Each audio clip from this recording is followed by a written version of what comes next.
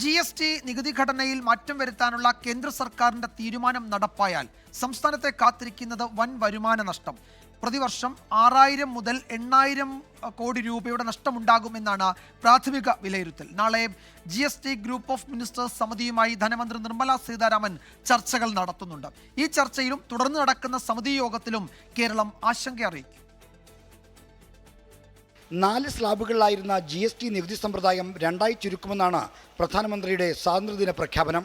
5%, 18% എന്നീ 2 സ്ലാബുകളായി GST നികുതി ചുരുങ്ങുമ്പോൾ സംസ്ഥാനത്തെ കാത്തിരിക്കുന്നത് വൻ വരുമാന നഷ്ടമാണ്. ആകെയുള്ള GST വരുമാനത്തിൻ്റെ 1/3 നഷ്ടമാകുമെന്നാണ് പ്രാഥമിക കണക്ക്. 6000 കോടി മുതൽ 8000 കോടി രൂപയുടെ നഷ്ടം വരുമെന്നാണ് പ്രാഥമിക നിഗമനം. മറ്റ് അനുബന്ധ മാറ്റങ്ങൾ കൂടി പരിഗണിക്കുമ്പോൾ വരുമാന നഷ്ടം ഇനിയും കൂടാനാണ് സാധ്യത. ഭരണത്തിന്റെ അവസാന വർഷത്തിൽ വരുമാനത്തിൽ ഭീമമായ കുറവുണ്ടാകുന്നത് സർക്കാരിനെ പ്രതിസന്ധിയിലാക്കും. GST വലിയ തോതിൽ കുറച്ച് എല്ലാവരെയും ദീപാവലിക്ക് വലിയ ഗുണമുണ്ടാക്കാമെന്ന് കേന്ദ്ര ഗവൺമെന്റ് പറഞ്ഞിരിക്കുന്ന ഒരു സ്റ്റേറ്റ്മെന്റ് വന്നപ്പോൾ ഇത് സംസ്ഥാനങ്ങളുടെ വരുമാനത്തെയും കൺസ്യൂമർമാരെയും എങ്ങനെ ബാധിക്കുമെന്ന പ്രശ്നമുണ്ട്.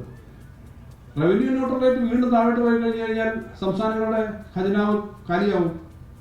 കസ്റ്റമർക്ക് ഈ ഗുണം കിട്ടുമോ ഇല്ലയോ എന്നുള്ള ആശങ്കയുണ്ട്.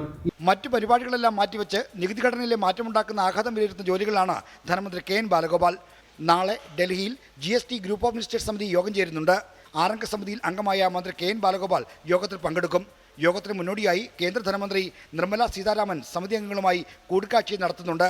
നിർമ്മല സീതാരാമനുമായുള്ള കൂടിക്കാഴ്ചയിലും സമിതി യോഗത്തിലും നികുതി സ്ലാബ് മാറ്റുന്നതിലെ ആശങ്ക അറിയിക്കാനാണ് സംസ്ഥാനത്തിന്റെ തീരുമാനം. GST കൗൺസിൽ തീരുമാനമെടുക്കുന്നതിന് മുമ്പ് തന്നെ പ്രധാനമന്ത്രി ഏകപക്ഷീയമായി നികുതി മാറ്റം പ്രഖ്യാപിച്ചതിലും സംസ്ഥാനത്തിന് എതിർപ്പുണ്ട്. ദീപാവലി സമ്മാനം എന്ന നിലയിലാണ് പ്രധാനമന്ത്രി അവതരിപ്പിച്ചതെങ്കിലും അമേരിക്കയുടെ താരിഫ് സമ്മർദ്ദത്തെ തുടർന്നാണ് നികുതി മാറ്റമെന്നാണ് സംസ്ഥാനത്തിന്റെ വിലയിരുത്തൽ. 24 തിരുവനന്തപുരം.